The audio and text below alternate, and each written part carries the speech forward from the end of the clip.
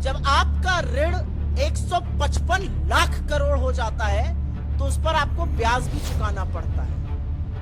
हर साल 11 लाख करोड़ तो सिर्फ ब्याज चुकाने में, मतलब इंटरेस्ट पेमेंट पे दिया जा रहा है। 11 लाख करोड़, उससे कितने IITs, कितने एम्स बन सकते हैं, कितने लोगों का इलाज हो सकता है, कितने बच्चे कुपोषित होने से बच सकते हैं, कितनी मिड डे स्कीम्स चल सकती हैं, इसका अनुमान ही नहीं लगाया जा सकता है।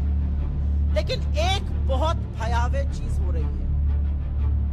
CAG की रिपोर्ट, ये हमारी रिपोर्ट नहीं है, ये CAG की रिपोर्ट है, और CAG की रिपोर्ट ये साफ तौर से कहती है कि 2020 में ही हमारी जो ऋण स्थिरता थी, जिसको डेट स्टेबिलिटी कहते हैं, वो नेगेटिव में जा चुकी है। आप इनसे कोई भी सवाल पूछिए, बाकी देशों की बात करते हैं तो उस पर भी आईना दिखाना जरूरी है। भारत का डेट टू GDP रेशियो, मतलब कर्ज और GDP का जो अनुपात होता है, जो रेशियो होता है, वो 84% पर है इस समय।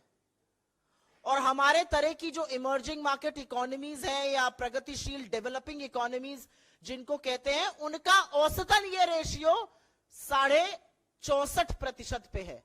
हमारा 84% पर है, उनका 64.5% पे है, 64.5% पर। एक समस्या और भी है। जब आपका ऋण 155 लाख करोड़ हो जाता है तो उस पर आपको ब्याज भी चुकाना पड़ता है। हर साल 11 लाख करोड़ तो सिर्फ ब्याज चुकाने में, मतलब इंटरेस्ट पेमेंट में दिया जा रहा है। 11 लाख करोड़, उससे कितने IITs, कितने एम्स बन सकते हैं, कितने लोगों का इलाज हो सकता है, कितने बच्चे कुपोषित होने से बच सकते हैं, कितनी मिड डे स्कीम्स चल सकती हैं, इसका अनुमान ही नहीं लगाया जा सकता है। 11 लाख करोड़ सिर्फ इस डेट की सर्विसिंग में, जिसको इंटरेस्ट पेमेंट कहते हैं, होता है।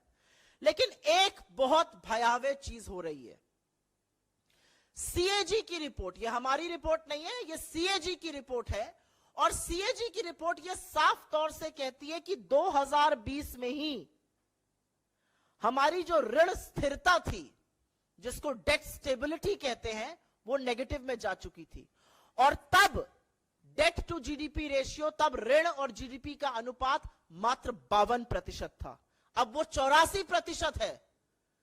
तो हमारी डेट रीपेमेंट की, कर्जे को पाटने की क्षमता पर भी सवाल उठाया जा रहा है। ये भयावह स्थिति हो रही है।